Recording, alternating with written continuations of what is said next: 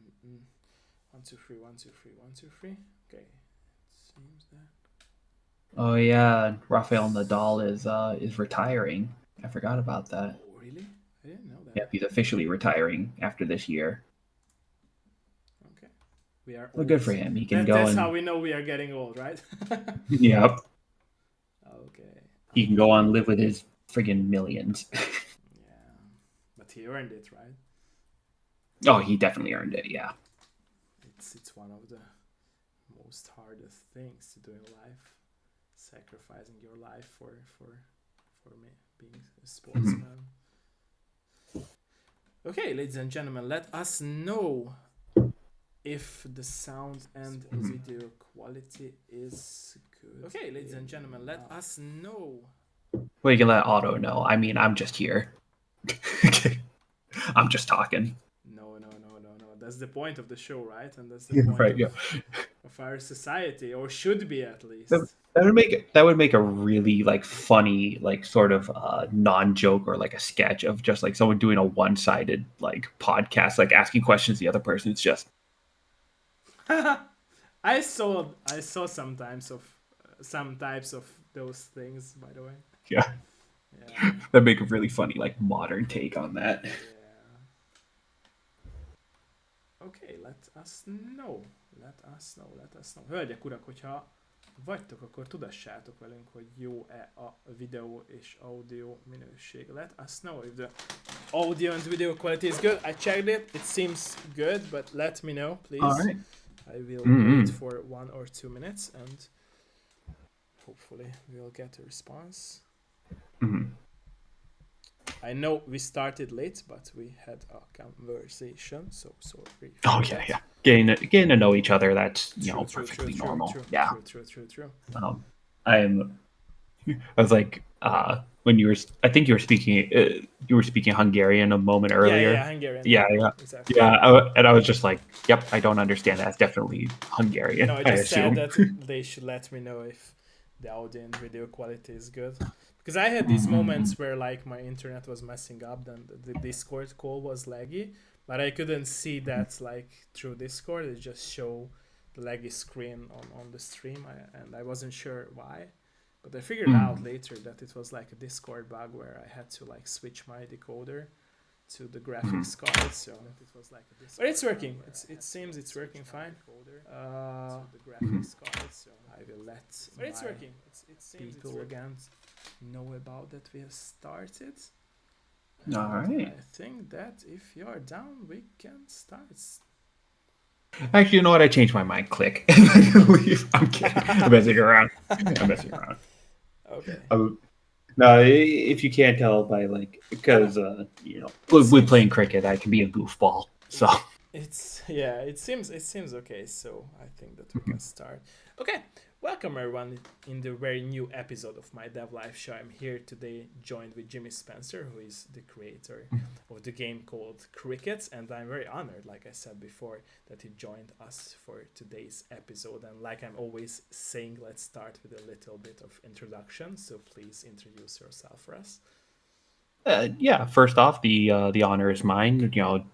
I think it'll be a fun time just being able to talk about the game, and also, it's like it's nice to um like talk with someone who is not in the strictly in the U.S. and like having a little bit of it's always like enlightening to be introduced to like other cultures and people who are in other parts of the world, right? Thank But you. anyway, yeah, I'm Jimmy Spencer. I am the CEO of Studio Kumiho. I mean, CEO is kind of a self-given title. It's a small company, right?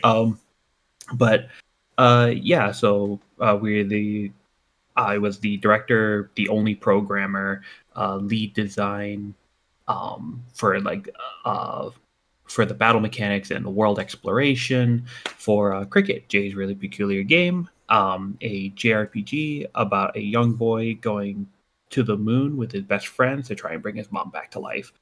And along the way, there are laughs, there are tears, and a lot of antics. And the whole game is hand animated and looks like a Saturday morning cartoon. Yeah. I By the think I way, covered the bits of it.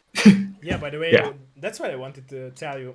Sorry, is that when the first trailer dropped and I saw it for the first time, I remember myself like telling me or myself that it really reminded me of the Jetix cartoon called Kids from Room 402, if I'm correct. Was it something like that?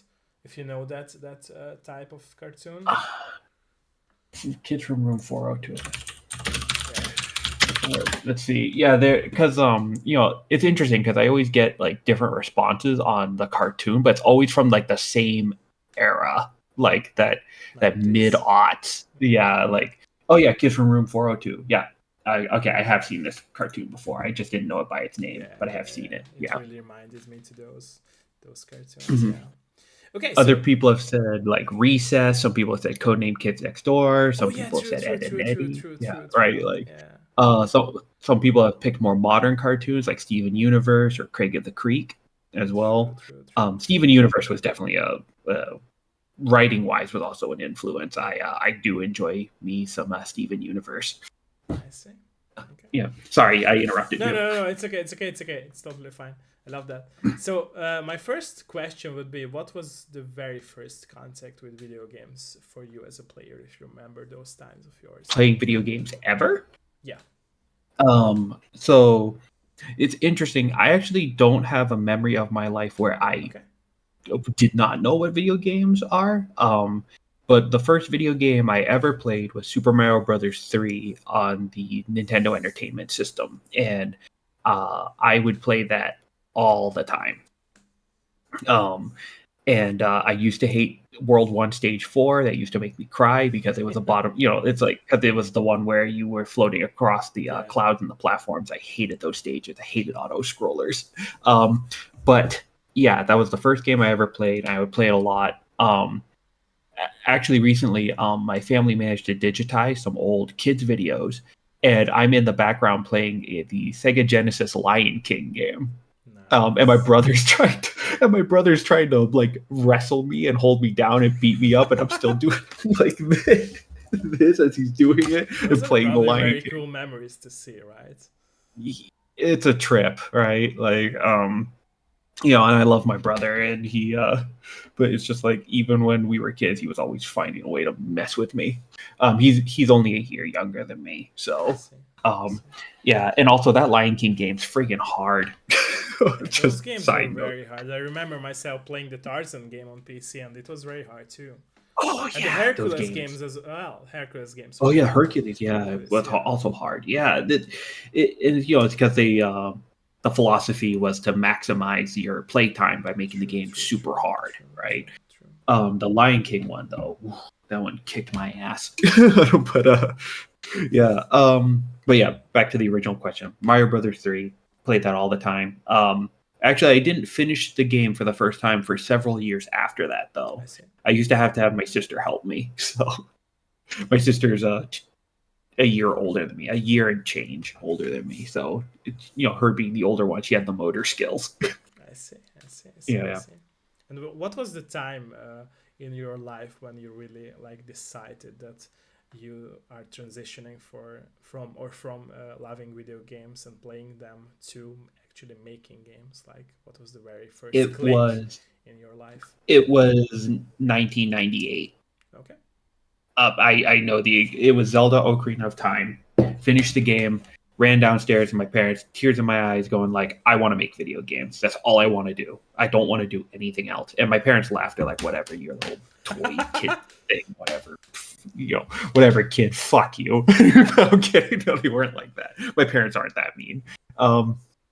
And sorry if I swear a bunch. No, no, no. It's okay. But It's okay. It's okay. um, but yeah,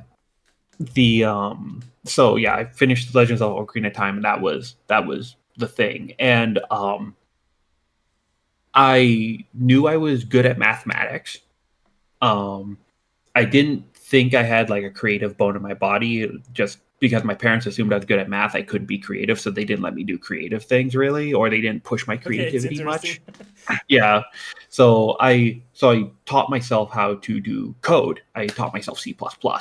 Um, and I had an uncle in Korea. I'm half Korean, and my uncle he was able to get me a copy of Visual Studio, which has C++ on it. So, and this was like back when that shit cost like $1,500 or something. It was expensive, and so I was able to install that on my computer, and I was just like on my dad's computer, and I would start coding up things. I accidentally coded up things that would seize up the entire computer, so you could argue my first programs were viruses. but so um but but what sort of continued, so from when I was like a kid to that point, that 1998 point, was my aunt she had a Super Nintendo, a SNES, and she one day she brought over Donkey Kong Country 2, and she said she couldn't beat it. She was on the last boss fight, and I had never played DKC 2 at that point,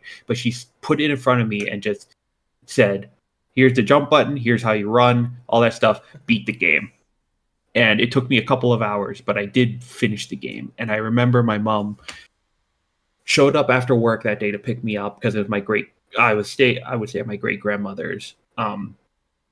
She was my mother figure who raised me, was my great grandmother. My biological mother for a long time was busy with work. She worked 2 jobs. And but she picked me up, and my great grandmother told her about how I beat the game for our aunt, or my aunt, and she said, "Oh yeah, he's just a little game genius, right?" And so that kind of stuck with me. That kind of became like my identity for a while, and then it was Zelda Ocarina of Time, and then my life changed. And yeah, and I don't know, I just kept going down that path and doing whatever it took to get the education I needed to be able to make games. I see. Yeah. Do you feel like your family and close friends were supportive about your decision that you really want to make games? I know you were joking about it, but how do you feel about this, really? To be quite honest, I don't think my parents ever thought I would actually follow through on it. My mom fully expected me that you will fail or give up. No, that I was going to switch and go to, like, she really wanted me to be a doctor or a lawyer. I see. Part of the thing we were talking about earlier before this call was like the quick wit, and so because I was able to give like quick, snappy responses to stuff all the time, she thought I'd make a good lawyer.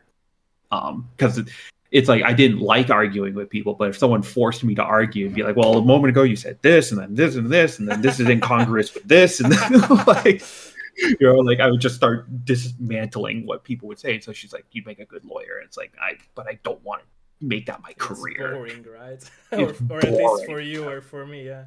Yeah, right. It's just it's boring. It's a lot of research, right? And then the whole thing about the courtroom, that's just a dramatization.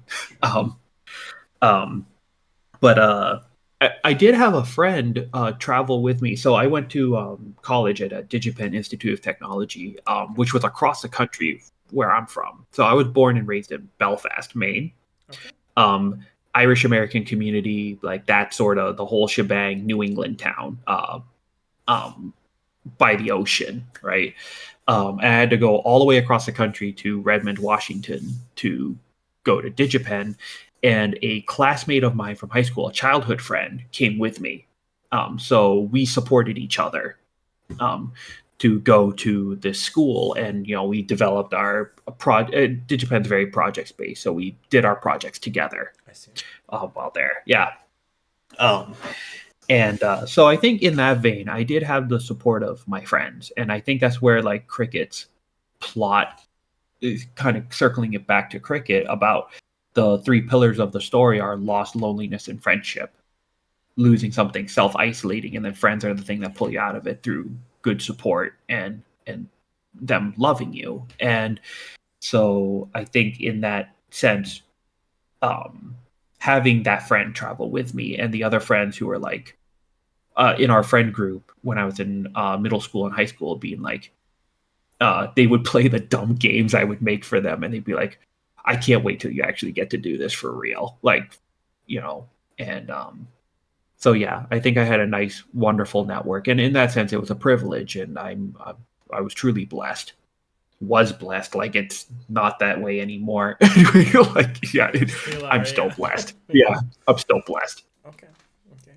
And as you mentioned, as for these three pillars, I totally believe in that. That it's very true that we as creators always intend and willing to put our inner self, stories, experiences into craft we make. So I'm totally sure that it's true for you as well. But what could you tell us more about it? So what really like shaped and influenced your story? Because before our interview started the call, and we were talking about it, that it really like it's your own story made into a game pretty much. Yeah. And what was the message that you wanted to deliver with this story, and also what shaped the story and how it shaped the development process? So, so I mentioned my great grandmother Of was my course, mother if it's figure. not a problem for you to answer, No, if no, it's it's too not. much a No, no, no. personal question, it's okay. I've mentioned it before on other places. Okay. So it would be a little weird if I suddenly backed out now, Okay, right? okay. But so my great grandmother, well, something that people confuse is that they think that my mom died. My mom is still alive. She's alive and kicking. She's doing just fine. She's you know um uh but my great grandmother was the one who raised me up until I was Yeah, I understand it. just under 9 years It's old. pretty much Eh, similar to my story, where mhm, I was like not contacted or didn't have contact with my father since I was 7, and I never seen him mhm, because I didn't love him, or I didn't like him because my mother got divorced from him. But my father um, figure was my grandfather, who raised me with my mhm, grandmother and with my mother. And when right. he passed away when I was 12, it was a shock for me, and that's when I was If growing up. So it's pretty similar for your story. Yeah, right. It's like it is losing a parent True, in a true, way, true, right? true. You know And what I like you mean? said, a And mother figure for you and a father figure for me, because you're right. yeah, Yeah, and so she passed away right like just a little while before I turned 9 years old, I see. and that affected me very deeply. And I went from being like one way to like it really colored my worldview. And also, I had during that time between like that time to when I graduated high school, I had oh geez, I had a cousin die, I had a friend die, I had so I was like I felt like my life was colored by death, and um and the thing was for me is that like I would often isolate as a result being a kid, right? Like you don't know how to deal with these True, true, very true, true, negative, difficult true, emotions in a true. healthy way and isolating. They don't teach it at And school, right? So no, no, they don't even teach you how to do true, taxes. true, true, true, true, true. And how to drive a car, right? Yeah, right. Yeah. Um, so Sorry I for this joke, by the way. oh no, no, no. I mean, I was also joking, right? Okay. But so what helped pull me out of it though was as I grew older was having great friends. I see. Um, and I wanted to write a story about that for a kid who might be going through the same thing, or even an adult who has been through True, true, true. something similar, and telling that those people, it's like it's friends that will help you through that, that'll help you reach that self-discovery and like and pull you through what you need to develop in the way to that you never like get over it, right? But you True, learn true, true, to true, work through it a bit better. true, and true. and so I wrote cricket for them, right? Like and uh and even now, like I get messages from some folks where they say they feel richer for having gone through the game, and I'm like, mission accomplished, and I'm glad. I'm so glad. It game took a long time to make, and um, yeah, it's just interesting having to write from such a personal place because I've never had to do that like on that scale. Because a lot of the events in cricket parallel things that happened to me or to people I know. Um, Sorry, I think I deviated a bit. No, no, it's okay, Anyway, it's okay, and I'm yeah. I'm very honored and very thankful for your honesty again. I Oh, appreciate thank you. that. Appreciate that. I of course I'm gonna, and like I'm willing to be an open book emotionally about like the contents of cricket, because it's I mean I can't run and hide from it now anyway. So the game's already out, cat out of the bag and onto the roof. So um Yeah. but yeah, I'm trying to think, is there anything else I can do to add to that question? It's a lot of personal experiences, but the main crux of it was about my mother figure. And so the beats of the story of cricket always make sure to go back to Jay and his mother, and always hitting that point of, it's like he wants to bring her back to life, because as a kid I wanted that desperately. I wanted to bring my great grandmother back to life, but that can't happen. I'm not going to spoil cricket, but I'm just saying, it's like in real life that can't happen. But I won't Video spoil games the it ending. might end, right? or in Well, real life the might be land, too, or if you the eat place that they're aliens. going to, the place they're going to on the moon, can grant any wish, or so the legends say. Now, do they pull it off? A little bit of marketing spiel, but anyway, Buy like, the game and you will but, see. yeah, buy the game and find out. Yeah, it's on Steam, it's on Switch, PS5, and Xbox is coming soon. So, yeah, actually, I was working on the Xbox build like fairly recently. Whew, boy, they had those Microsoft APIs are fun to work with, and by fun I'm being sarcastic. Yeah. Okay. Yeah. But yeah, I think that answers that question. I'm sure there'll be other questions about like the development of like the game itself, so I And won't go. it really brought me up a very very personal question. I always like stretch my me being cocky with my personal question, but it throughout my all of the Dev Life shows and episodes, this will be probably my biggest personal question, and I hope you won't mind it asking me. And I'm sure, Yeah. and I'm sure that throughout the interviews you had with people, nobody asked it. But if you ask them, I'm very happy for it. So, how do you feel about? You said that she was the mother figure for her, but how does your mother feel about it? Or did you ever had a discussion with her about it? And do you feel like now, since she's still living, you should like develop a brighter and happier connection with her? I know it's a very personal question. If you don't want to, of course, don't answer it. But I feel like I always say this to people, to all of my friends, and even if they are not friends. And since I care about you as a person as well, I feel like you should really start making a brighter connection with your mother.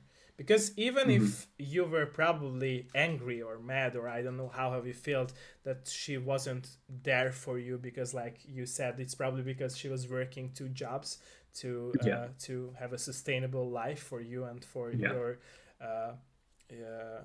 sister and brother. I feel like that connection should be made by you, not by her. I think it's because you are the younger one, you're the smarter one in this case, right? Adults will go in this rogue mode of working, making a sustainable family, caring about kids, but they won't have the, I'm not saying the time and the effort, but like they are stuck in the process of providing, right? And that's how when they end up not seeing these problems that their kid might go through with. Yeah, I think just to clear the air a little bit, I do not begrudge her for, because she worked it, really but hard, yeah, I understand it, but and you told me that she wasn't that mother figure for you, no, right? she wasn't Yeah. In that sense for Yeah, but a I would great many like years. to acknowledge her as a mother figure as well. That's what I She wanted to she say. is, yeah. I mean, she is. I mean, she did birth me, right? I came out of the birth canal from her, right? Unless someone out there has something to surprise me with. Like, anyway, as I look right into the camera. No, it's not me. Anyway, but but and I'll always be thankful to her, and she and I still talk, but she is a very busy person, and so am I, and so it's like, and I live across the country from her, so I'm not able to see her all the time. I But you never do talked fly about over. this topic with her?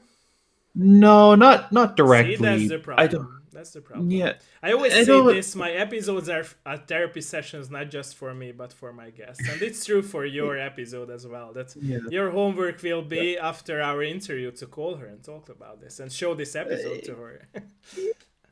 I think I it's know it will in be a hard, way. but do that, please. I think in a way she already knows, and we I see. we have never talked about it directly, not like that.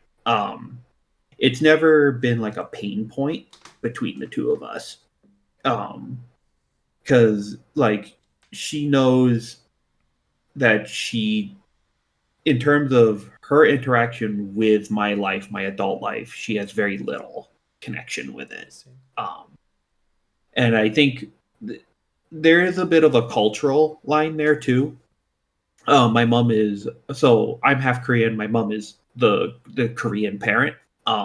She was born in Korea, South Korea, and lived there for a long time before she and my dad met. I see. Like she was born and raised there, and so like her style of parenting is probably largely informed, or not even probably, I mean it is largely informed, um being where she's from and with that family and everything, and everyone that she knew it. And it's a little, some people would describe it, at least in the States, as like she can be kind of distant, but it's like she's not that distant. She shows she cares in other ways, than through like conversation. Like conversation with her is often not very fruitful. It's usually she shows she cares by just like, you'll come downstairs and then they'll be like, so one of my favorite dishes is fried mackerel. Super cheap, super simple, very traditional food. Just fried mackerel and a bowl of rice. Well, and I am a happy boy.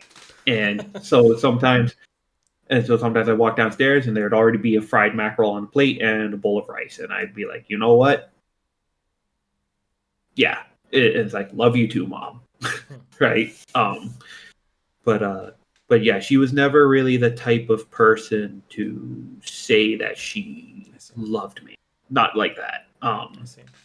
But also, just so you know, very few questions you're going to ask are going to phase me. I've already been through. I've done therapy before, and I've learned to reconcile a lot of the things that I grew up I with. hope it's not but hurting you asking me this. no, I'm just interested no. in you, and like I said, I'm. It matters to talk about these topics because it not just matters to me, but I think to you as well. Because I will say it's a first, and no one's ever asked me about my biological mom. I knew Yeah. it. I knew it. No one. Usually, people when they talk about the death of my great grandmother, usually people stop there, right? So no, I appreciate the question. I said it because I can be too cocky, but it's not in a bad way. Like I say this, that you also should understand that it's not a bad way. I don't want you to get into a bad position or something. I really would like you to grow as a person in this, and her as a person as well, because I feel like you should really reconnect with your mother in this way. It's never too late, and you will regret it. I'm sure you will regret it if you want to do it. I'm not. And to clarify, I'm not disconnected from her. Yeah, I understand it. I just said it like to have a brighter connection, which means to have a brighter connection, actually. Yeah. Because I can tell from what you are saying and what you just said now that you always wanted her to show her love in a way you wanted her to show her love. I mean, the way that she expressed it was good enough for me. Yeah, but you know, like it's good wanted a enough. more emotional level, right? Well, I think for her, if I'm going to be quite honest, I think just taking a bit more interest in aspects of my life, because it's like I know her friends' names, I know like things about like a lot of facets about her life. I don't want to give away too much details on just a stream, but it's like, I know a lot, but she doesn't know that much about me as a person, like in that sense. Um, and that is something that she and I will probably always work on until like the day. Well, I mean, considering our age gap, I hope if I go first, that means I died young. But it'll be something that we'll be working on for the span of our natural lives, right? Is always that communication layer of trying to have her develop an interest in my life. But yeah, what was I thinking? There was something else I was thinking about, but I have now forgotten. Okay. It'll probably come to me later. But yeah, but her and I's relationship is. You always have to get back to the position where you were, and you will remember. By the way, that works. I tried that a lot of times. Yeah, just talking through it, right? Keep doing this in your chair, and it will work out for you. Yeah, eventually, right? Because I have this nice little rocking chair thingamajam. But like, honestly, probably the part that I need for growth for me is actually not in any relationship with any one person. It's now because I worked on Cricket for 13 years. Because I built the engine from scratch. It's C++ custom engine, Lua front end. I own the tech stack from start to finish. But trying to develop a relationship with life again without this huge project. Because I've worked day jobs and I still do. Working for another game company that's much larger than mine. And then when Cricket was shipped, and I'm doing the ports and everything, but I'm not doing the insane like crunch that I did.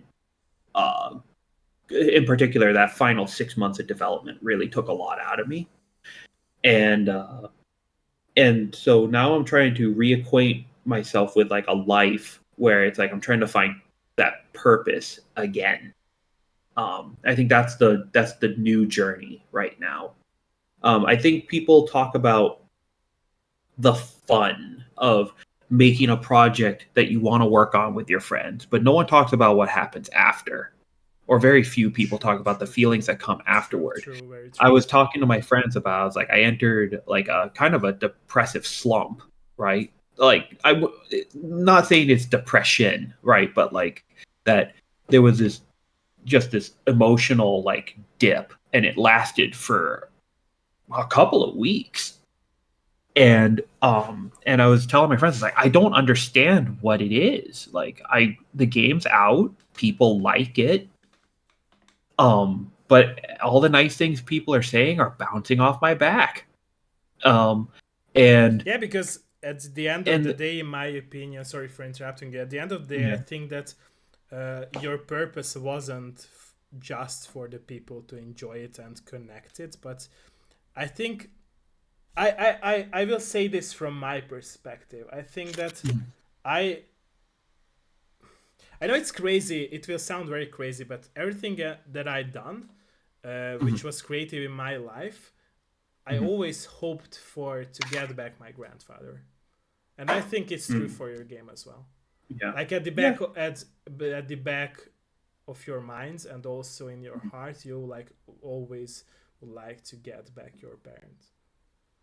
Yeah, I think that's when the depression comes, right? That you can't fill up that empty space, even if you give out the story of your feelings. Yeah. And that's also the sad and the beauty part of it, in my opinion, because that's how you being able to develop these stories, right? Right. And I think also, or at least for me, it was because, one of my friends just sort of was like, well, what were you expecting, like the next Undertale or something? I was like, no, that's not the feeling, right? It's not that. Like, I'm happy that people are enjoying it and, people are buying it and everything. And, I could always sell more. let's not beat around the bush. But that finding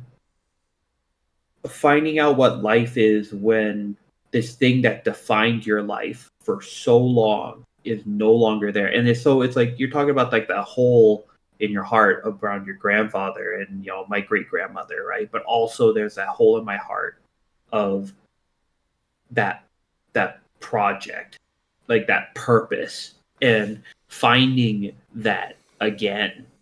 Yeah.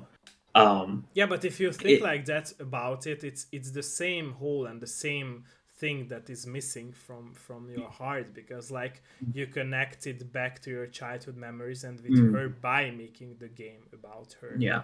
Right. So it's probably not the same and still the same box you put your memories in.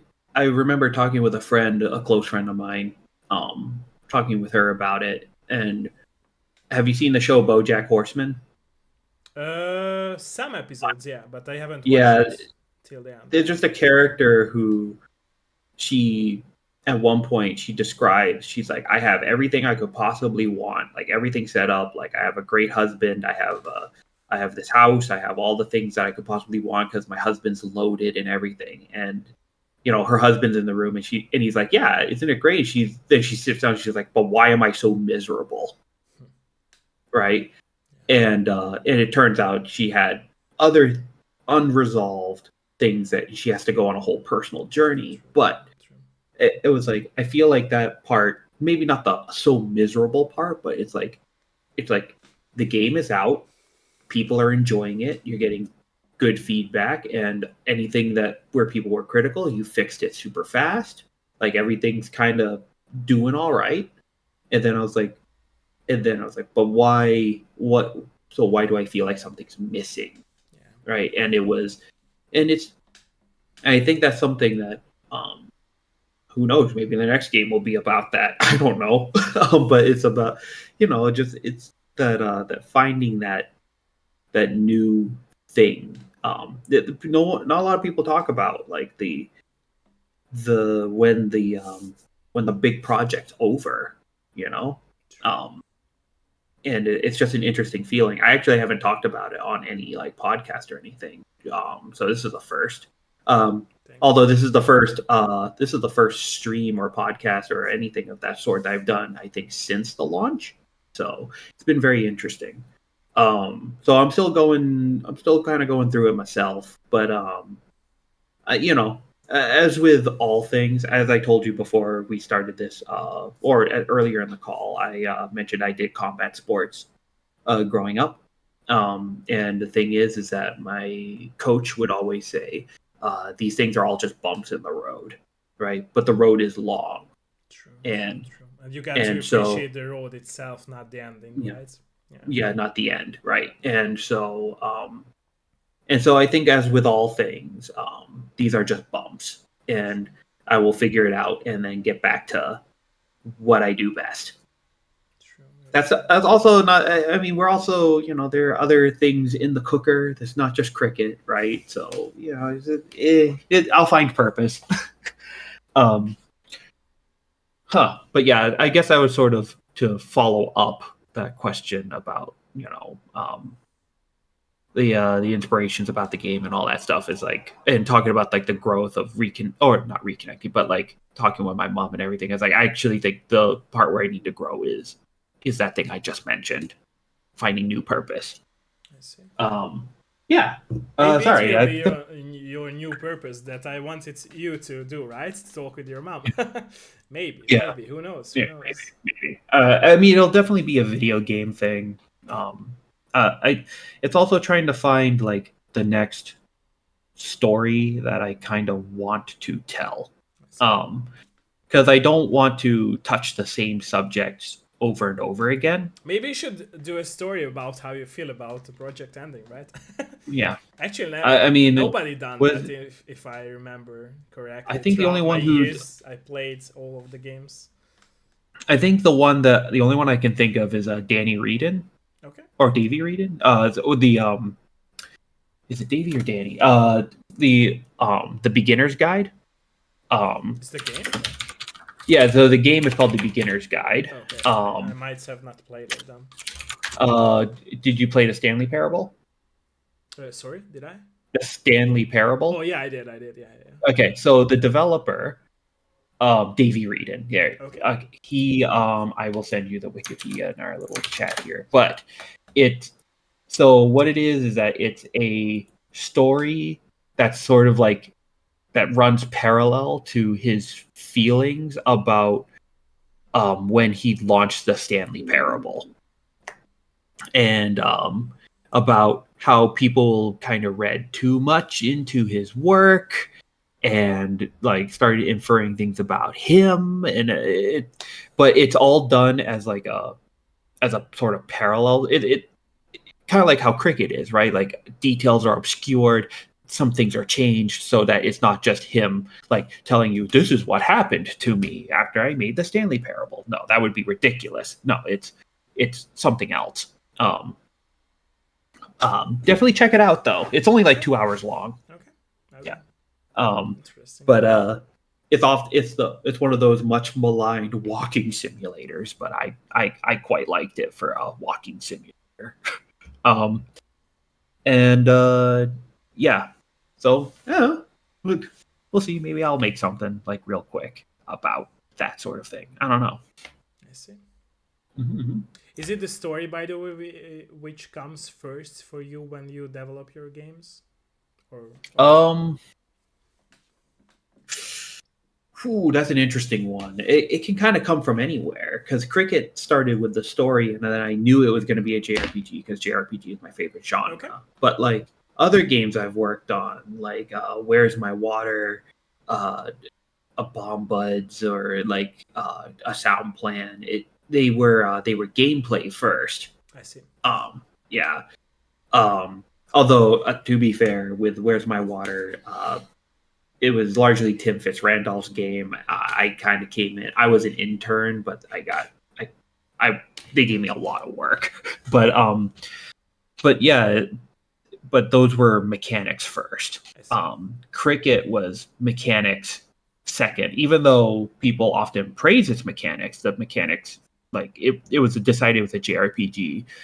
Once I was like I knew what the story was gonna be. And the story, by the way, did change a lot because it started as like a traditional fantasy. But then stuff happened, like I guess my mind changed or whatever. I just 13 years does a lot to somebody. True. Yeah. Were you sad about those changes, by the way, back then? Oh no, not at all. It led to a stronger game, I think, at the end of the day, and it allowed. And also the sort of modern setting of cricket or the mid-aughts setting with these goofy characters, that's more my speed writing wise. The dialogue in cricket is often silly, irreverent, jokey, and then like that sort of I aim to have the player let their guard down because they're laughing at these kids and their antics, and then I go, oh, by the way, they have their own little things they got to work through, right? I think that it was more my speed, like writing style.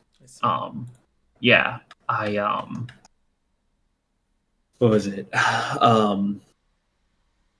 Yeah, because normally I'm just like I'm a pretty big goofball, so but also willing to talk about talk in a serious manner, like I'm talking now. It's not. Sorry, I'm just trying to think now. It's like the beginner's guide. I'm just remembering that now, and then just going like, that's on Steam. I'm pretty sure. that's But anyway, yeah. Sorry, I've been talking for a bit. You probably have like no, a bunch it's okay. of questions. It's okay. Yeah. But I think hopefully I covered that. Yeah. I guess any other questions for me? Yeah. So as throughout the development journey of cricket, were there times when you like had to cut out something from your game? Oh yeah. Like you mentioned, a lot of some stuff. story parts changed, but like mechanic wise, or there were a few things that were left on the cutting room floor, and that I would like to revisit maybe at some point if the game does well enough. Because the base game doesn't have like side quests, right? It has just the main quest, and it's very like pointed and really drives the player to just keep going. I see. And it's like I would love to add more of that stuff to the game, and so that the player could interact with the side characters more and learn more about them. And there were a couple other mechanics that didn't make it into the game of in the battle system.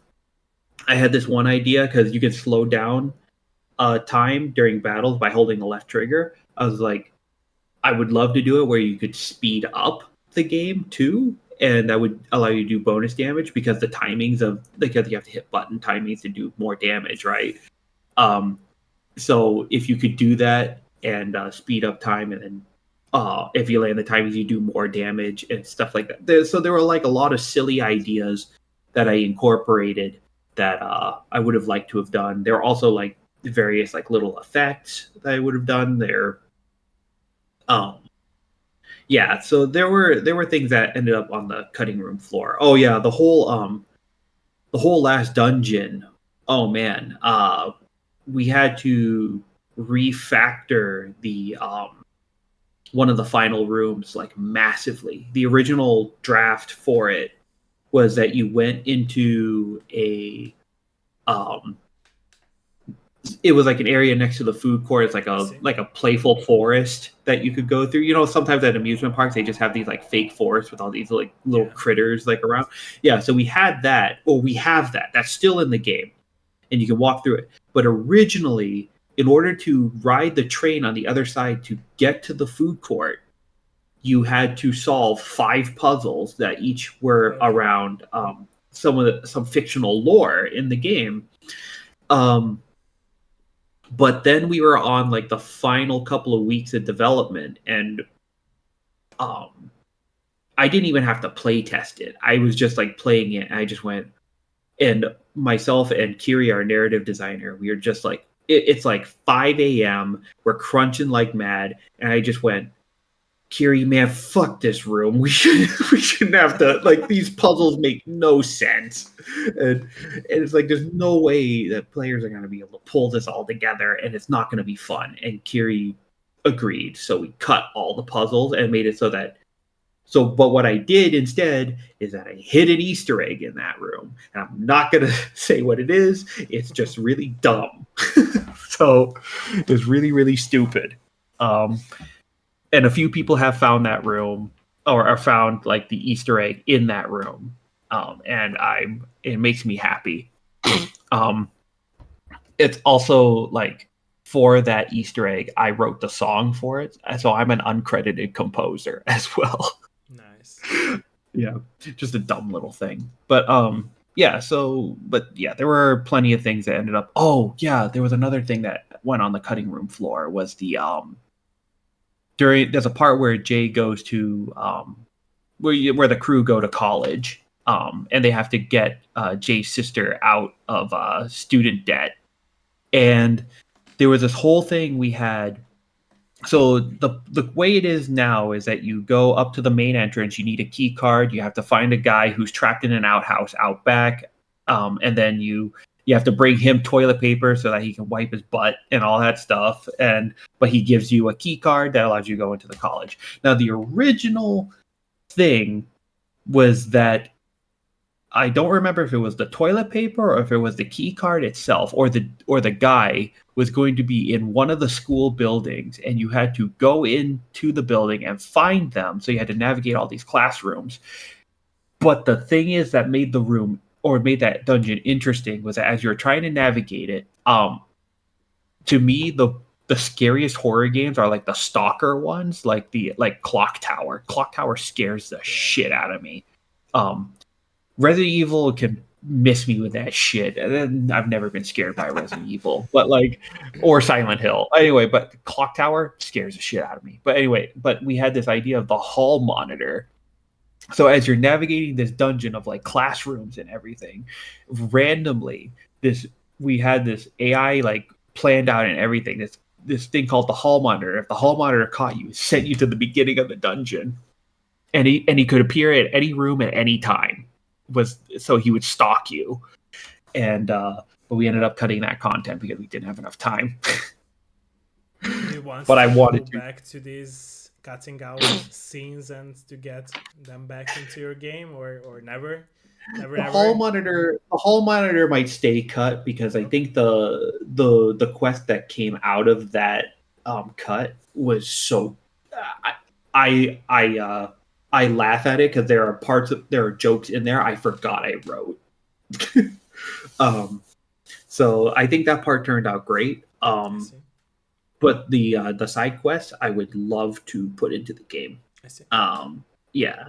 And I think it mainly would be the side quests. I think it's the main thing I would focus on. I think the puzzles in that last dungeon room, miss me with that shit too. um, but like, because You're we too couldn't harsh make on yourself right now. it. Nah. It just they didn't work. I think that's the thing with it's one of my design philosophies is I always said keep the great, trash the okay, right? And I Makes think sense. that yeah, and I think that was where it ended up is that it was just okay, I right? see. Those bits of content. Yeah. So You can I always add more, right? So yeah, you can always you that's can the always beauty add of more to internet, right? It's not like yeah. that when we had just discs and you cannot Yeah. update your game. I've also done a joke where I was like, because the second syllable in JRPG is the letter R, and like in English there's remake and remaster. So it's like, so there's Jay's really peculiar game, but then if we do a remastered, it's Jay's remastered peculiar game, and then if we remake it, it's Jay's remade peculiar game. Yeah. So who knows? Maybe like we do a Jay's remastered peculiar game if it does well enough, and then we put in those side quests, right? Like, and make it I mean, for the folks who already purchased the game, I would try to make it a free update, but that's I see. not up to me. It's I kind of see. up to many other forces at play. But right now, our focus, I'm doing the last of the console ports I see. and increasing game stability and making sure it's the best version of itself. I see. Are you planning, by Yeah. the way, to have physical editions of your game as well? Yes, there are listings on Amazon, Best Buy, Walmart, and GameStop. I think. I don't know about in Europe, but in the States at least, Let I me know know that's how a can I get one of those copies. So yeah. I Oh need it yeah, in my collection. yeah. I think because right now the Amazon listing says January 31st. I Okay. don't know if that's still the thing, but we'll find out. Physical releases are difficult. True. True. True. Um, yeah. Okay. Having to work with the ESRB and all that stuff was a fun exercise. And I'm gonna leave it at fun exercise because I don't want them to beat me up. So, Yeah. um, yeah. Um, oh, sorry, I probably No, detracted it's again. okay. It's okay. I was just thinking of like how to be able to like buy the game then if it's only available in the States. But yeah. So throughout the development journey, how do you feel? How have you changed as a person in other territories Oh, of your life? I've grown a lot. Okay. I was kind of going through it in just in my personal life, dealing with and actually one of the character storylines is based on this. Is that sometimes some people claim they want to be your friend, but they're not your friend. They are not good for you, and they don't have your best interests at heart. I see. And I was working through that towards a little bit into cricket's development, and having to learn about the different ways friendship can manifest, but also can kind of rot as well. Um, and and learning how to tell people like that to get lost, you know, um, was a They will growing realize now after watching this episode, right? yeah. But and there are things that I won't spoil how cricket goes again. Buy the game and find out. But just how like it sort of follows my personal growth journey. I've also as a person that's not really related to cricket itself, but I've I would say I've mellowed out. I would say my fiery approach to some things has mellowed out, but I see. the passion's still there. You know, the passion's still there. I'm I'm more aware of how my actions affect other people, or the things that I say can affect other people, and tuning in more into other people, tapping into other people's emotions. And I've always been halfway decent at reading the room. My mom just raised me to do that culturally, but but I was never good at making sure the other party felt like they were being listened to, or that I was actually like understanding what they were saying. And as a What could cause that? 34, What could cause that? What do you think? Like, what could cause that mentality? just experience, I think. No, no, no, no. Before you developed that mentality, like Oh, I that you think just weren't like being listening to others before. it was is like, or well, I was listening, but I didn't know how to make other people feel like they were being heard, if that Oh, makes okay, sense. okay, okay, okay, Yeah, okay, okay, okay. and so so like little things like either repeating someone's question back to them, or I see. making sure they're circled back I to see. what I see. someone has said Do you previously, think, or by the even way, it's also a personal question again? Sorry for interrupting you. Do you think like it's the mom in you, like where how she was raised, and that's why like oh you yeah, absolutely. inherited this type of like, staying away but still being emotional with people? Yeah, and yes, definitely, I think it's a culture thing. I see. And also but also something that she taught me culturally is learning to read the room, um, which is a trait that a lot of Americans do not have. But uh, yeah, um, but even just like little things like learning, like nodding my head and just like going, mm-hmm, like, just acknowledge, like responding when I do someone that all the says time, but something. some people think that I'm crazy or I'm falling asleep. No, no, it's definitely like learning to make sure people know they're being heard, Yeah. being understood, and True, true, being true. and developing that emotional True, attachment. true, You true. know, um, but my feelings haven't changed.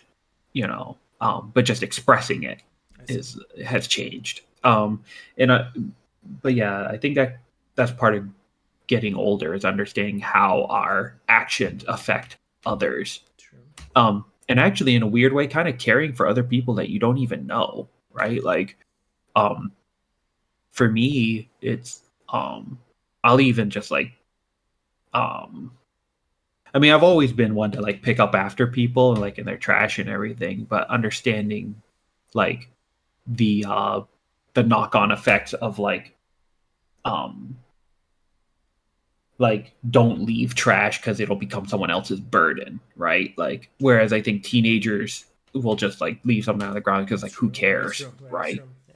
um or even just like how not even like what you say but how you say it, True. True. True. right, to people, that can have an effect too, and I think that just comes with experience and getting older. True. um And that's again something that we are not taught by in schools, right? no, So yeah, no, definitely they not. should, but they are not teaching it. Yeah. No, I think all they had me do in elementary school was sing songs about like how you should be nice to people, and then but not telling me why. Yeah. You know what we should do? We should bring back the Aesop fables, where the kids die if they don't listen. That's messed up. Uh, I just wanted to say something stupid. No, it's okay. Anyway, It's but okay. yeah. Uh, I think I meandered for a bit there, but anyway, yeah. Next question, I guess. Okay, so back to your game. So when you were designing cricket, what was the difficulty of your game? Because since I understand you appreciate old school era games and you love those games as well, and Mhm. of course, in my opinion, at least, they were like way harder than nowadays games, right? Mhm. So did you want it to make your game for those hardcore fans of loving the old school era games, or were you searching for a goal to have I somewhere in between, designed in the middle, not easy, I not hard? designed cricket. I designed cricket to have skill based things. Okay, So for the button timings during battle, okay, but that the you don't. It's not required to beat the game. okay. Um, and but the cricket leans on the easier side I see. because I was like my audience is largely kids, and I want to make sure that they're able to get through the game. I see. I also added a thing for people who just want story. They can go into it was this was controversial when I launched the game. It was on by default, but I eventually switched it to off by default. Um, and you can go well. It was on by default, and you couldn't switch it off. But then I made it so you could turn it off, and it's off by default. Is in the options menu, you can turn on a win button in the battles, and that was also for the people who just want story. I see. Um, and I left it on by default because I was like, well, and I made it so you couldn't turn it off because I just was like, I just crunched way too much. The but the way I justified it in my head was that the people who need this button the most are the people who wouldn't think to go to an options menu to turn it on, right? Very true, Like, by the way. Very true. yeah, yeah, Very right. true. And but then the problem is that like a really big media outlet in their review brought up the win button and just like hated the fact it was there, and then the But comments in why? the But video, why? I don't understand it. Why? I didn't understand it either, but Hmm. also I'm not them, right? So and then like people That's in the what we comments talked were like, about before, right? Before our intro. yeah, That's what people do not yeah, understand. They criticize the most. and then people in the comments were like, this was a day one buy for me, but because of the win button I'm not buying it. It ruins the game. And I was Really? like, yeah, I was just like, wow. And Okay. the thing is that in all of our playtests, none of our playtesters complained about the button People existing. are So weird. People are weird. it caught me completely by surprise. So what I did is that I just put in the options menu and did whatever, and then I posted a news thing that just said, "Don't worry, I definitely heard you." Right? Like, um, I just please don't stop. care. Yeah, like please stop sending me emails about it, right? Like, um, so yeah, but just very interesting. That people would sort of get. I was surprised at it. Like people took it to like an offense, and I was like, "Geez, just don't use it. Just don't use it." But but I think some people there's a thing in game design where we say like if you give players the so if there's an easy option but it's not fun or a harder option and it is fun, players will almost always pick the easier not fun thing. Almost always. True. And so in this case, I think the fact that the win button existed at all and was some people viewed that as a temptation, you know. True. Um True. Very and true. and I think to that they then got offended that it existed because they felt like it made the game unfun because now it's like I don't have to do the battles, which as I started to debate with myself about it, I was like, okay, that's fair. I personally don't see it that way, but I think that's a fair thing to say.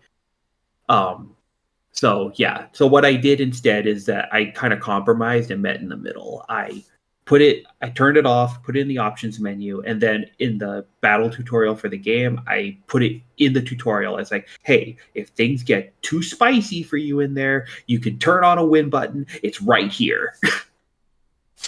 um, this is just so for the people who It's are just like, I interesting. don't Yeah. know. Yeah. Yeah, it's and the thing is that it's like in game design, it's an art form, right? True. There are I think, like a lot of YouTube types, where they like review video games and all that stuff, try to talk about game design as like some sort of objective field, right? Like that, like jumping should work like this and this should work like this. But the thing is that game design is actually an art, and sure, there are many wrong answers, but there are also many right answers, Exactly. you know? And you never And know why the developer had made the choice of yeah, choosing that method of the gameplay yeah, elements that he or she put into the game. Yeah. right. And so in the case of cricket, it's like, I told you earlier my arguments as to why I had the win button on by default, right? And and there were also people on podcasts I heard there, they talked about the win button and they're like, I really like that it's there, right? And sometimes they would have the host would have a debate about its existence, which I was like, I mean, good, give me that engagement. Um but yeah, it was a very interesting like discussion point. And after debating it, with myself, and I was like, I think I can meet them in the middle, and so Sure. I chose to compromise. Because at first I was being stubborn. After that, I was like, no, just leave it on. Just fuck those guys. But Yeah, they would you complain can't. anyway if your game would be like way harder. They would complain because of that fact, right? So it Yeah, doesn't and matter anymore. oh man, I was balancing that game up until the very end when I had to turn in the PlayStation, Nintendo, and Steam builds.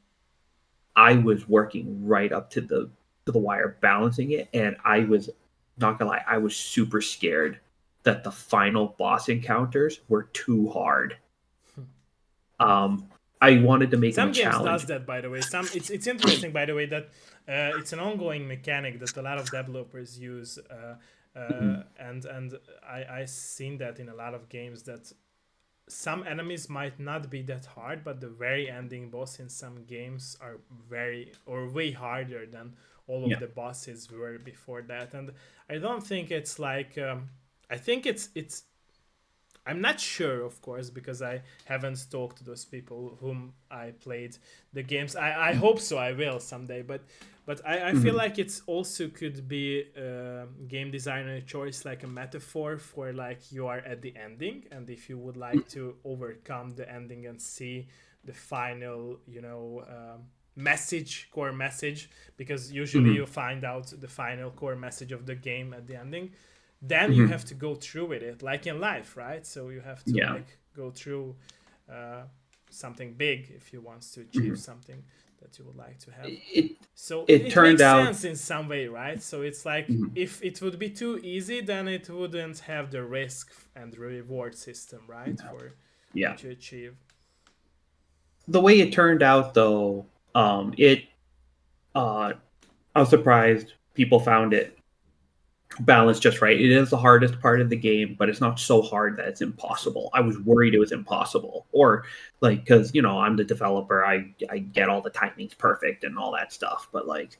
And I even tried doing it where I was messing up on purpose and all that stuff. And I was like, okay, this is still beatable. It's hard, but it's beatable and all that stuff. And then I was Sorry. through that, I sort of discovered that the game, how fun the game could be, because I was actually, not gonna lie, during that crunch period, I was really scared that I was like, I don't even know if the game's fun anymore, I see. right?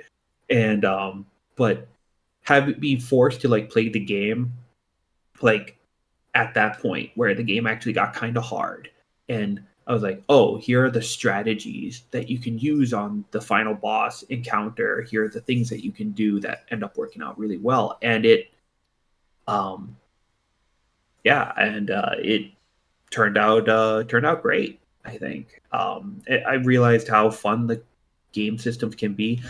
Charlie, one of the characters, we completely overhauled them in like the last month of development. Um, Beforehand, in the final month of development, there was an aspect about them that one of their attacks. So their final attack that they learn is called Doggo Vision, and and their little robot puppy like scans the enemy or does a thing on the enemy, and the more status effects that are on the enemy, the more damage that attack does.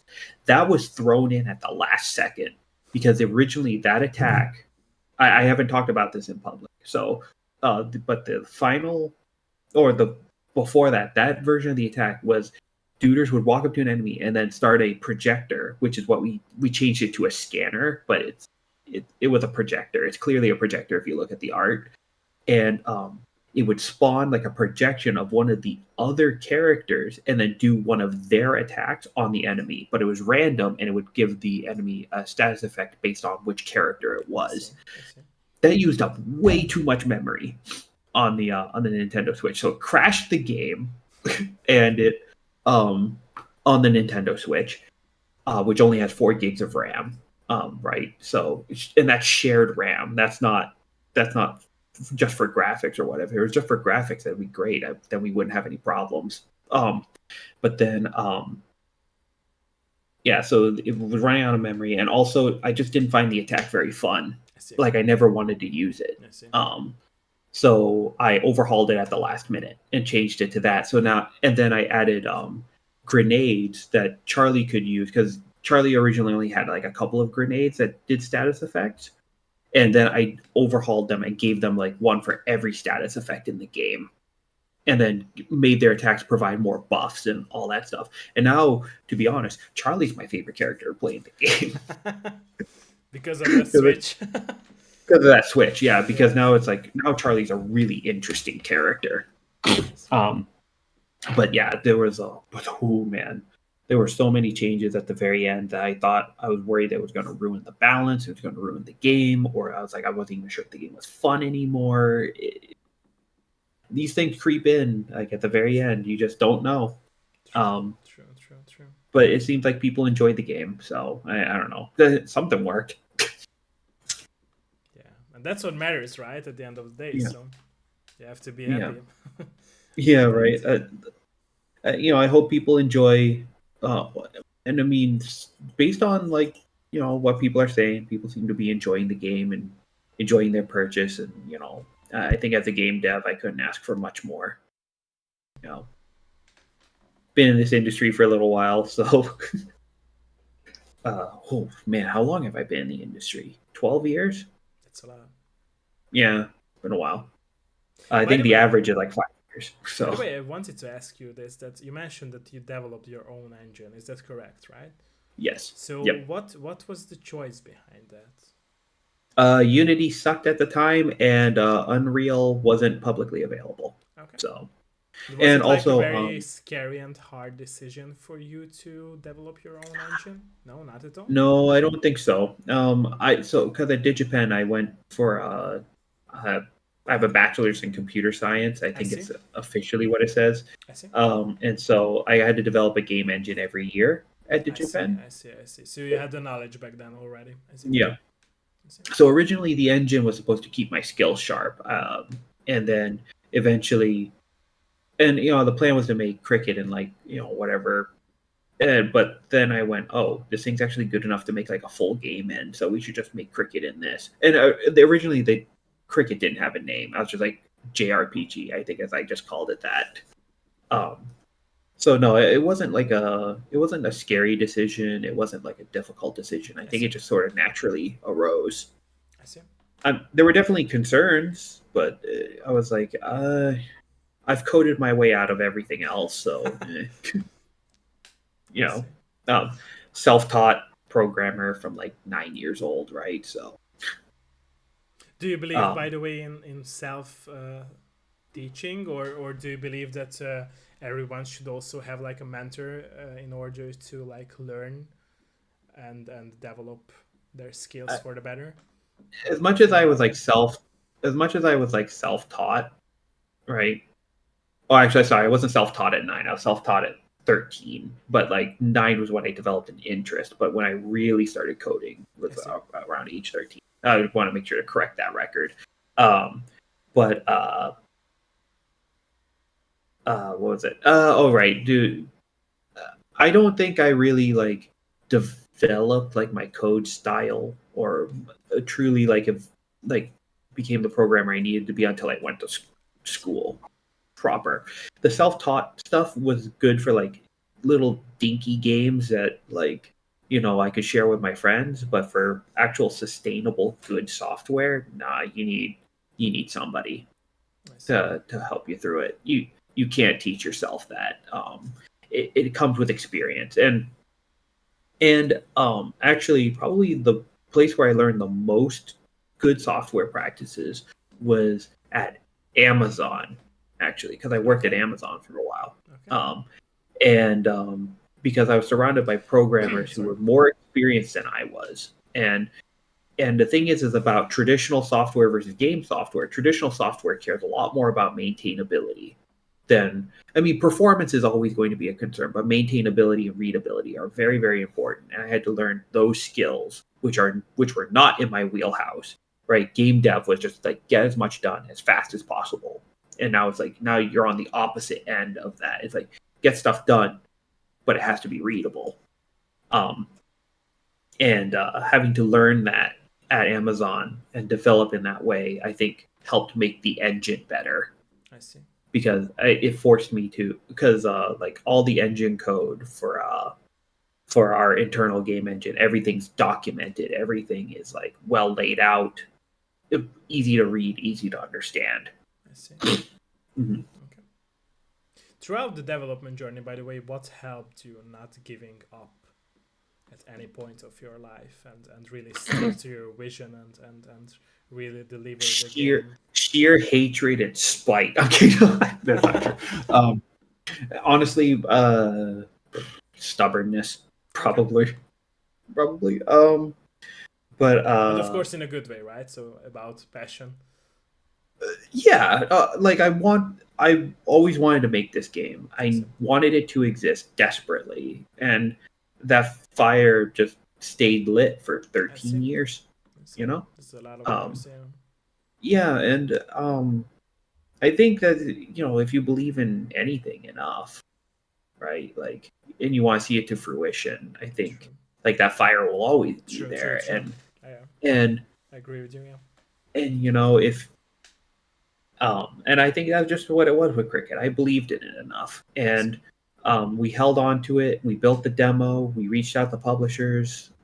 PM, signed us, and I'll forever be thankful to them for taking a risk on us, because JRPGs are kind of a mixed bag, and games are the industry's kind of in a slump right now. Money is not being printed like it used to. So, I'll always be thankful, and they've been nothing but gracious to me. But yeah, it was just I think it's just keeping your head down and going through it, like working through it. And I think that's something that a lot of people, like anything, it's a skill. Grit, it's a skill. And I think you can probably even tie that back to my my time in combat sports. That you just work and work and work and train and train and train. True. And that's the keep your head sportsman mindset, right? Yeah. And if you do that, you can overcome almost anything. I agree with that too. Yeah. And so, but was, as my coach used to say, but it starts here, right? And fun little story on the side though was my wrestling coach back when I first met him. He sat all the kids around, because I wrestled for 13 years, and I was like 11 years old, and all my classmates and my teammates are around me, and he goes like, all right, he introduces himself and everything. He goes, who wants to be the strongest wrestler out there? And like everyone else raises their hand. I don't raise my hand because I was not interested in strength. And then he went, who wants to be the smartest one out there? And I was the only one who raised my hand. And then, when people are like, why be the smartest one? It's like, I don't have to work as hard. Love that. Yeah, Did but he see your game, by the way? Did he see your game? I haven't reached out to him about it yet. You No. should. You should. Second Yeah. homework. See, second homework for me. We'll You we'll should. see. He's You not, he's should. You not big should. on video games, so that's why. Um, You shouldn't be scared also, about it. I think like you should no. explain to him, and he'll probably love it. Oh, I'm not like scared of it or anything. It's just that it's like, It's and it's connection, the right? topics.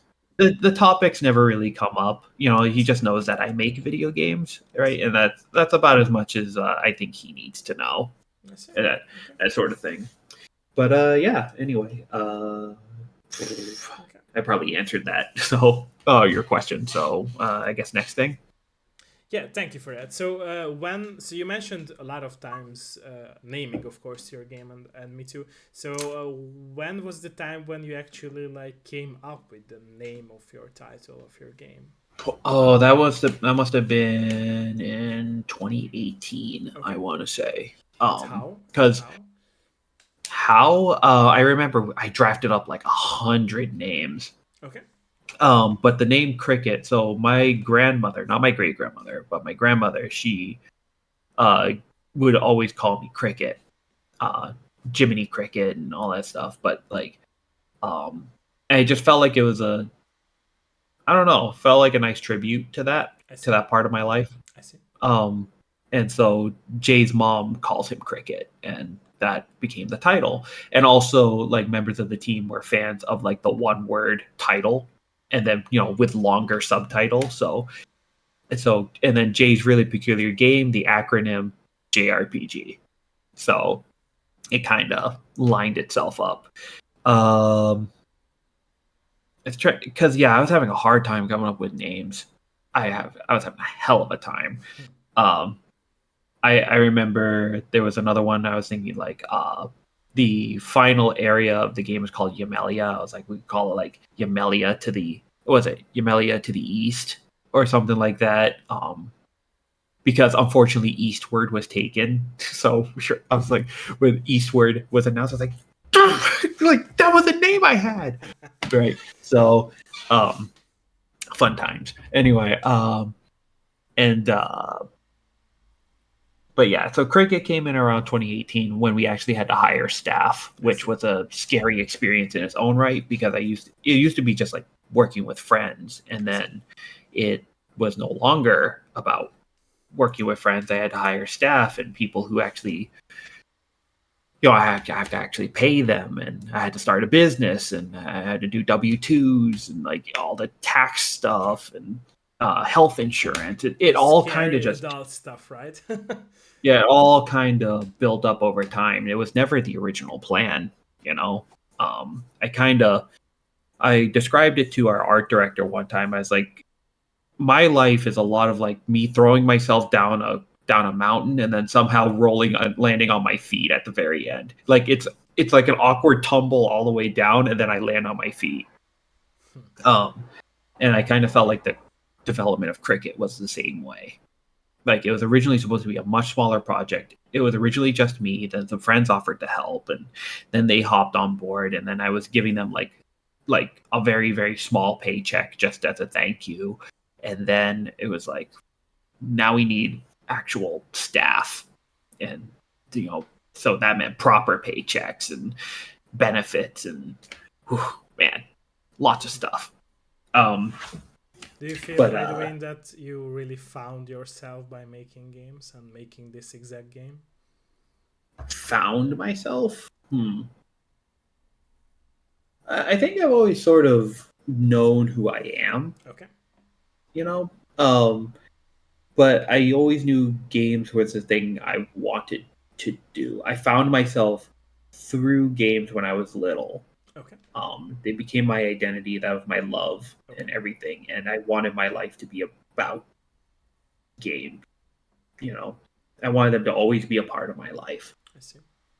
Yeah, and in more than in a playing capacity. Like I was like, I want to be in this industry. I want to be a part of it. I want to, you know. I think is, yeah, I think that pretty much covers it. Would you regret, by the way, your decision not making games for the public if you haven't made games for the public, just for yourself and for your friends? How do you feel about that? Like, would I have regretted Yeah, not doing not what I do doing. now? Yeah. Would you regret it? Oh, absolutely. Okay. Oh, absolutely. Yeah. I don't think I would. I don't think I'd be enjoying life very much if I was like, if I became the doctor or the Yeah, lawyer. we My mom, had this conversation about it yeah, earlier. Yeah, right. If I had become that, and then, the boring stuff. um, yeah, and then I was like making games on the side for like my friends or whatever. Fair to anyone who does do that, right? Like, interface. It's your life. Interface True, with true, video true, games true. as Like, much no or as offense little to as you those people. want, Yeah, right? yeah. Yeah, but I could not do that personally. I During my time at Amazon, I was like, I was not very happy, I see. because it's like, yeah, you're making traditional software, you're not making video games anymore, and I was like, this is miserable. I loved my coworkers, just in case any of them come here and listen at some point, or if this gets clipped. I love you all. All right, you're all great, wonderful people. Just the work, you made the work tolerable. There we go. That's what I'll say. I see. Thank Yeah. you for that. Okay. Hmm? Okay, we discussed here a lot of topics. Are you down to answer some questions from my community before I ask some more questions? Yeah. Go ahead. Okay. Okay, ladies and gentlemen, let us know if you have any questions before I ask some more. Oh, Pandy is already like Pandra is already like asked a question. Am I saying it right that there is an Xbox One or X behind you? An Xbox One or Or Series X, behind. yeah, behind or near Oh, you, they're yeah, probably they're talking about here. Yes, yeah. these are those are the dev kits. Yeah, it's all in Oh, sorry, my sorry, sorry, sorry. No. I misunderstood the question. Sorry. Yeah, let me read that. Iggy Maso Nem. Don't I Edmashon, one. it means on each other, like on each other. Nem Yeah, they're is no, yeah. mhm. Uh, oh, behind you on each other. Yeah, they're stacked on top of each other. Okay. Yeah, Okay. yeah. I have. So I in fact have several Xboxes. I see. Are Xbox they I, like dev Xbox. kits or are they like? They're the yeah they're the dev kits. I don't know how much more I can talk about it, but yeah, Okay. they are Okay. the dev kits. Spoiler Yeah, time and exclusive yeah, information. Okay. yeah. Okay. Let me. Oh yeah, he was asking the order of them because Oh, he was saying um, that one S fat and one X. He's pretty much yes. collecting, by the way, consoles. That's why he asked. He's pretty much passionate about collecting consoles, and he Oh, I collected see. Yeah, almost every console in the world. yeah. So So it's a Series S, a Series X, and then at the bottom is a One X, I okay, think. okay, Yeah, okay. I think. Thank you for the question and the answer. Of Thank you for course. that. Yeah. Okay, let us know if there is any more question. Let us know. Yeah, I was Let us like, know. in terms of like how much I can get into it, I was like, I don't think I can tell you like how I got them or anything like that. Like, He resonated with the spoiler time, right? yeah, that's right. Okay. Okay, any more questions before I go into some more? I Bármilyen will más answer any kérdés? and all questions, but questions I cannot answer include like who killed John F. Kennedy or what is the true half life of uranium. Um, there are, I guess, those are, I guess, two major questions I cannot answer, or who actually built the pyramids. There we go.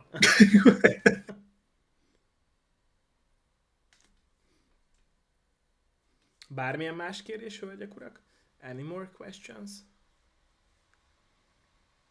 Before anyone would ask any question, I will ask some more to get the flow going. So, what was the hardest part of the development process? Oh, geez, All those years. hardest part. Hardest part of the development process. This was the first time I'd ever made a game with this much narrative. Okay. And so making sure that the narrative was coming across, and that the gameplay wasn't a full-on distraction away from it, and making sure pacing was really, really difficult. I have a stopwatch that I use where I was like timing out like the dialogue and making sure everything felt like natural. Okay. I do that. Pacing for me is like very, very important. So yeah, so I think that part was the That's hardest also the part. There were a sportsman, the lot of hard. fighter in you, right? So Yeah, pacing, right? Like get that push, that pull. Like you don't step in when you're not supposed to, true, true, true, true, etc. true. Yeah. It's Um, interesting how everything connected in your life, right? To be mhm. able to deliver this game and to make this game, right? It's very interesting Yeah, by I what think. you just said now. Mhm. I think also. I think it helps because I was talking about those digitized like old family tapes. A lot of them are of like my old wrestling matches, and so I'm watching those, and I think that earlier I said stubbornness, right? Like was what helped push the game across. I think that stubbornness, though, I don't know if it's a stubbornness or just determination as well, because watching those old matches, like I would tell myself, is like that guy still exists, that he's in here and in here, Yeah. and it might not be combat anymore that he does something different, True, true, but true, he true, still exists. true, true, and true. That's and what we the talked because about, right, before yeah, our yeah, interview. Yeah, that's the kid yeah, in us. Yeah. yeah, he's still around, he's still kicking, and uh he is a very determined, stubborn person. Right, like um does not give up easy.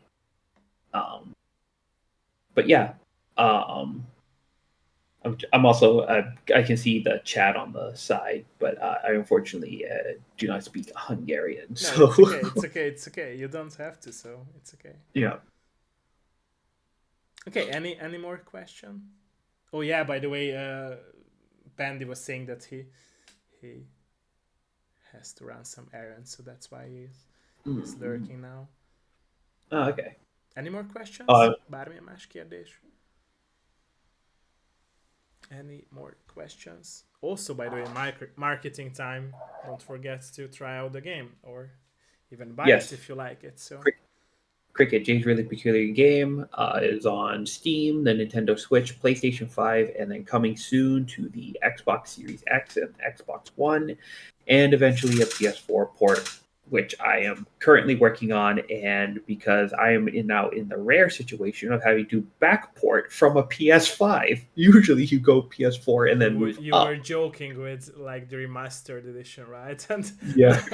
now the now, now porting down. exactly, exactly, Yeah. exactly, and then you will remaster the porting down editions. Yeah, yeah, back and Man. forth.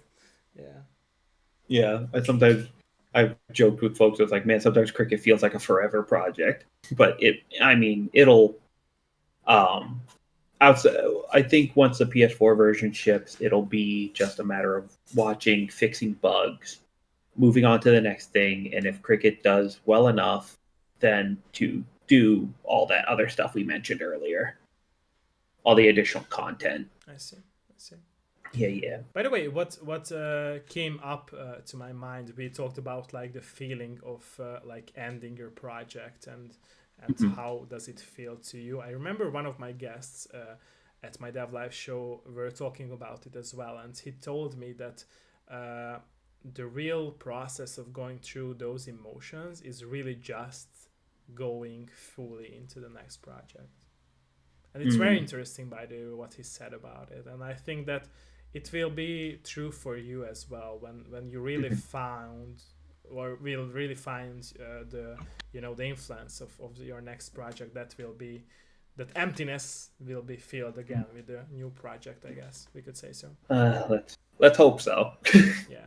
I don't know yet, right? I hope so too, because I would like to see you making other games as well in the future. Oh, So. well, thank you. I mean, I'm not gonna stop no matter what, It's just it's kind of just going through the throes. I of will be it, right? 40 if you are making another game for 10 years. Just to let you know that. it'll be a lot shorter. The next dev process, because just joking, of course. Yeah, right. Because I mean, the engine exists now, so there's of course it will be adding features and all that stuff to it, but like the overall like engine process development's not happening anymore. So it's now just building the mechanics in the game. Yeah, making just the game. Which thank fuck. Anyway, but do you think, by the way, that it really helped you that you already had this engine? Like, you made it yourself, of course, but it wasn't something that you have to learn from others, but it's yours engine? Not only did I learn a lot by developing it, but also I know every section of it. So if something goes down, I know how to fix it. And I don't have to wait for someone else to, if I need a feature done or if I need something done, I don't need to beg Unity for permission. I don't need to ask Epic Games to be so gracious as to do something for me. No, I don't have to do that. I can just do it myself. It gives you more freedom, right? Yeah, a lot of freedom. Yeah, but unfortunately, that comes with all the responsibility, right? And owning your own tech stack is great, but only if it doesn't like slow you down. But yeah. Any other questions? Okay, let us know. I still have. It's just I'm waiting for people to wake up from the lurk and let us know if there is any question. Hölgyek, urak, bármilyen más kérdés? Bármilyen más kérdés? Batman. I thought you said Batman for a second there. So Batman. I wasn't saying Batman. Oh no, I'm kidding. Oh, okay. Yeah. I started to worry that am I sleepyhead and I'm saying something. No. If anyone's sleepy, it's me because it's 3:30. By the way, what would be like the ultimate message of your game that you always wanted to give to the players by playing your game? Friendship can help you through the worst of times. Actually, I think I wrote it down in the. It probably summarized. I remember writing it while I was crunching and tired as shit. Hold on a sec, but I'll pull it up in a second. I just gotta pull up the localization document. Okay. Yeah. But yeah, I did impart like a final message to the player at the end. I see. Yeah. Just in case players didn't freaking get it by the end. Okay. The tutorial at the end, right? Yeah, right. Hey, you know that thing about friends? You should have more of those. Stop playing this game. Go get some friends. Yeah, right.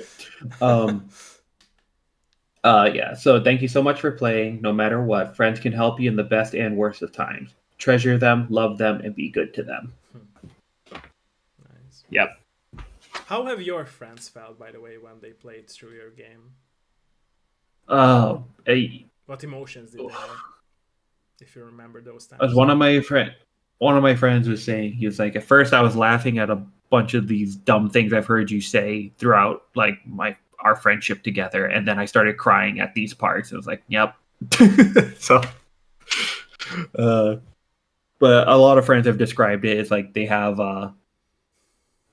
like a little me that they can just turn on a video game and then it just feels like they're having a conversation with me, because it's a lot of the characters just say dumb things that I've said to my friends throughout my life, right? So right, like dumb little play on words like Toodaloo is the Toodles, like Boogaloo is the Boogles, and stuff like that. Like, just weird developing your own language, right, between friends. Yeah. But that's the beauty in friendship, right? So Mhm. to develop this Right, you eventually just start having like a communication secret skills. language. Yeah, Yeah, exactly. Or a little secret memes handshake or between each something other. like that. Yeah. Yeah. Yeah. Um, Do you guys, by the way, play together games as well? Sometimes. no, because I spent so much. I worked at two jobs. I don't really have much time like to play very many games Oh, I anymore. see. I see. Especially multiplayer ones. It's really hard for me to. To pick up. I'm more of a single player I person, see. but I do. So what I'd like to do is like play a single player game and then talk with folks about them. Oh, I see. I You see. know, I see. yeah, Okay. that's usually my thing. Oh I my! see. I just remembered that there was a line I wrote where it's like there are plenty of fish in the sea, which is great if you're attracted to fish. Okay. Anyway, uh, um, anyway, yeah, I assume you had questions, not just the folks on stream or Yeah. anything. So as for your future plans, you talked about you're not sure what games would you like to Mhm. make, but do you have like any ideas or any gameplay mechanics Oh that you would yeah. like to use in the future that are still like dreams of yours So to make? so we have one game that we're working on currently that Okay.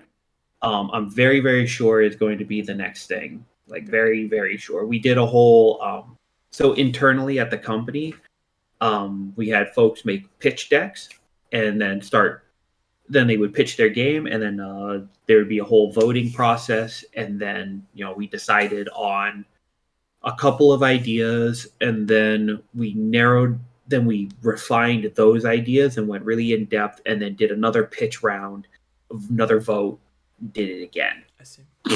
um, and eventually we came down to one idea. Well, it was two ideas, but one of them in particular we think is more current with or more has a better potential for its future. So we're doing concept art for it. And at some point when I'm done with the Cricut ports, I'll get to coding it, I see. making levels and all that stuff for it. But so yeah, we're already mulling about with the next thing, um, and the inspirations are there, and like all the Kiri and I are the writing team. We were the writing team for Cricket, and we're writing what this next one's going to be, and we're feeling pretty confident about its themes and everything. So I think it's all sort of blending together I see. pretty well. I see. But it's also early in a project; anything could happen. So, I see. mhm. Okay. What other territories in your life would like to like expand yourself, your wings? Is there any hobby that you picked up recently and you would I would like love to? to have hobbies, but no. I mean, we mentioned earlier, like I getting into like to play Tennis. tennis. Yeah. Yeah. But there are aspects of my personal life that need development. Um, Okay. which assuming cricket does decently enough, and I can just focus on like having one job. I see. I would like to focus on other areas of my life that were put on hold, um, and which I can't really go into detail about, but it's just personal growth. And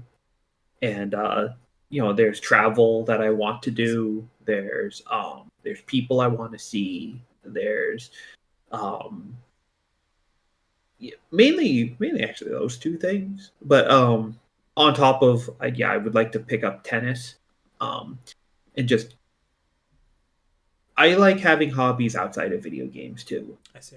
Yeah, because I just want I like having just like a variety of interests. Also, I have a keyboard back here. I'd like to get into writing music.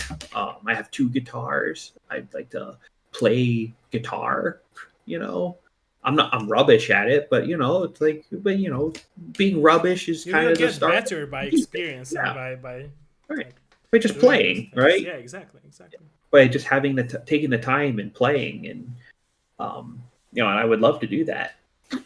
Do you think, by the Um, way, that's sorry for interrupting. Do you think like you close down on picking up new hobbies by the loss of your family members and friends and by the bad things that happened in your life, and that's why like you I picked up hobbies as a result of them. no like not picked up hobbies, like stopped picking up hobbies? No, I don't think it ever interrupted like Okay. that aspect of my life. If anything, those parts of my life made me socially isolated. If anything, I probably picked up more hobbies Oh, okay, okay. yeah, So from it worked in a different way, I guess. Then. yeah. Okay.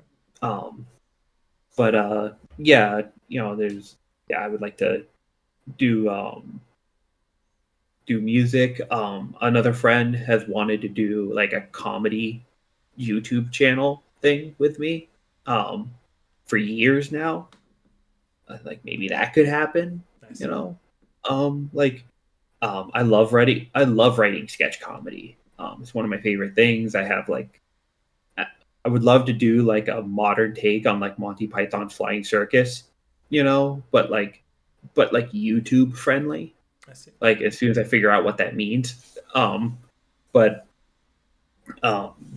yeah, I would love to do that. Or starting a band, you know, Okay. um, like a comedy band. That would be fun. So I don't know. There's a lot of things I would like to do, but it kind of starts. I think it starts where cricket ends. You know, So you feel um, like you still have a journey with cricket, like you said before, right? Not just the ports, of course, but like to yeah, close down the journey. but the journey's not over. Yeah. Yeah, Yeah. for the rest of the team, it is, but for me, it's not yet. But it's It will be understandable. soon. I told you that before. Like I said, that it's understandable. It's the same that if we lose someone, we won't get through with it, and it's normal. Like you shouldn't Mhm. even.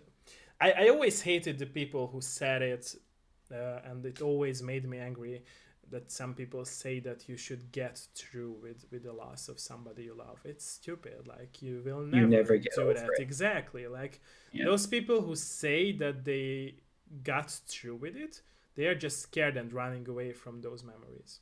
And I'm sure yeah, of it. I'm 100% sure of it that they yeah, do that. And yeah. I feel like that's what a lot of people do not understand is that there is some beautiful moments in that not being able to go through those times but coming back actually to those times, since you remember Mhm, the good times as well, right? If you have mhm, been with those people who you loved and you still mhm, love, right? So that's the beauty part, we could say so, in mhm. those moments. The I won't say what happens at the end of cricket, but like the ending of cricket, having to play it over and over again. But I wrote it to be emotionally uh, punchy, right? Like to get the emotions across that I wanted. But the thing is that I felt like I was going through some of the feelings I had when my great grandmother died. I was going through it over and over and over again, Yeah. right? And the thing is because those feelings don't they yeah, there's no magical getting over it, True, true, very right? true, It's very true. you It's know like for you me what I told you before our interview, if I remember correctly. Was it in the interview or before? I not remember it because my mind is foggy like about it. But I told you Mhm. about it that whenever I replay Final Fantasy X, I always stop at uh, the ending because it yeah. reminds me really that I'm still trying to be that kid who used to Mhm. like spend time with my grandfather, but still Mhm. I feel that I lost him and I still want to keep his memory and his love for me in my Also, second you picked FF10, heart. which is a good one because that's my favorite FF. So, Really? or my favorite 3D FF. Oh, Yeah, really? Okay. yeah. I think 10's the best. Like, Yeah. uh, I think just overall with its And you systems and know what's everything. interesting, by the way? That's Mhm. funny because every year I play it through from my childhood. In every year, I always see it with a different perspective since not just because I grow as a person and I get older, but also Mhm. like somehow it's always the topics that are there in the game always resonated with that person who I was at that age when I played it. Mhm. And it's Yeah. very interesting because it really like I really acknowledged it that game really has a lot of topics in it. Like not just Oh yeah, it politics, does. not just about love, not just about losing your father, everything. So Mhm. it really touches like every topic that we as humans should be talking about on an everyday like base or life, Mhm. because Oh it's yeah. important. And I remember myself as a kid playing it for the first time. My one of my friends from school brought me like a copy of that game, and I remember it being like original PlayStation 2 game. I Mhm. back then I didn't even know what's an original disc or what's like a pirate disc is. So you know, Right. I learned that later. But yeah, Speaking of which, I think my copy is actually up there too. So yeah, my my original mine is copy. in the other room, but yeah, I have Yeah. that.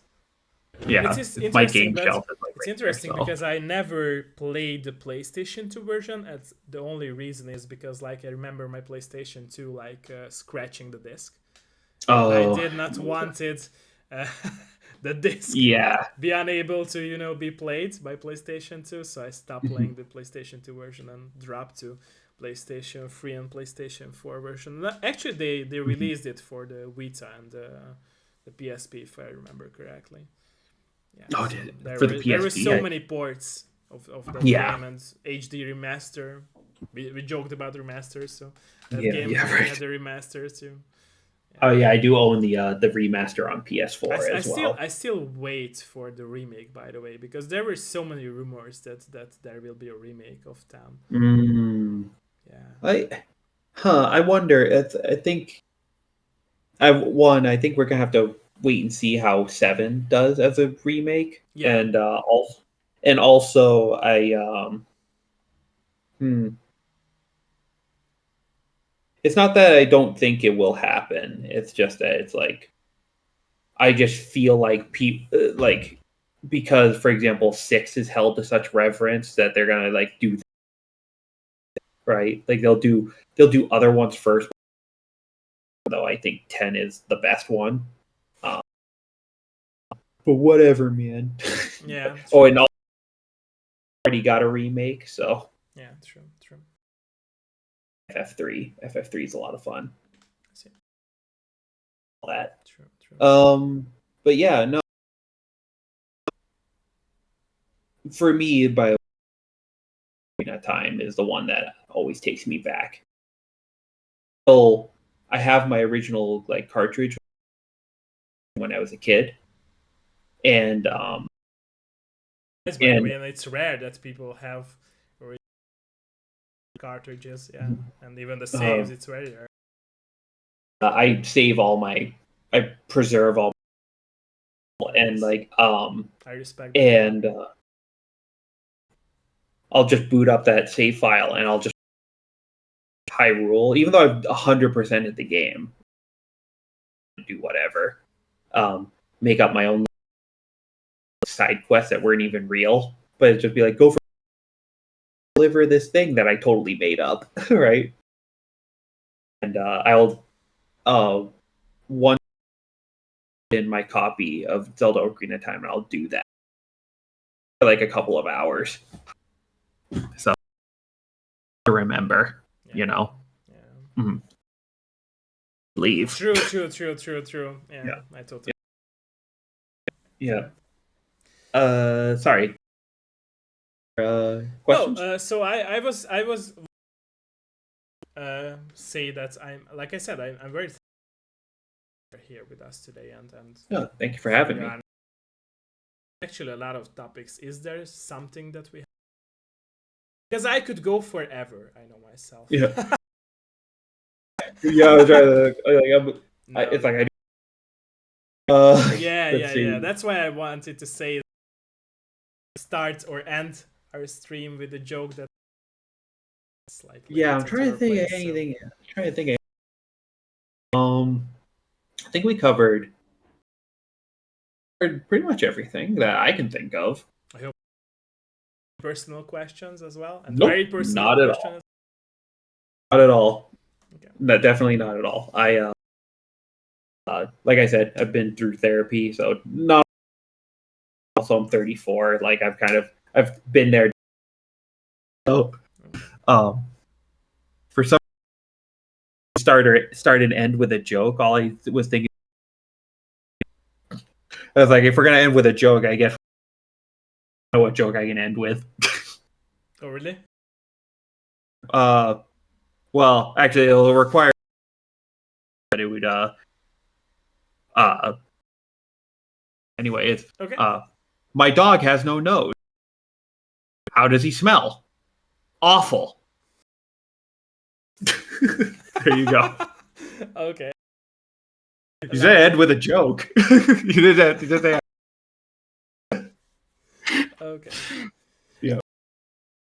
Question, a really closing question. I saw your dog back, or is she in the game? I wasn't picking up. It's He's a male, and he is in the game. okay. He is also the Mr. logo for the company, but he is For knowing by the that game. he is. And yeah. Okay. Like I said, thank you for your time, and I will need some before I will let you sleep. No worries. I mentioned the sleep thing, but I mean, so yeah. But for those who were here to try out the game, and if you like it, of course, we totally play it and play it through, and let us know how you like any platforms then where you can share your opinions or interview live, or we'll be watching back YouTube. Thanks for joining us for today's episode, and thank you for joining us for today's episode. Thank you so much, for Ottó. those who asked questions, thank you for that. Thank you. Appreciate the questions and for people's interest in the game, and I guess in myself, but thank you for having me. It was a fun time, fun interview. Thank you, my friend. Thank you. Okay, bye.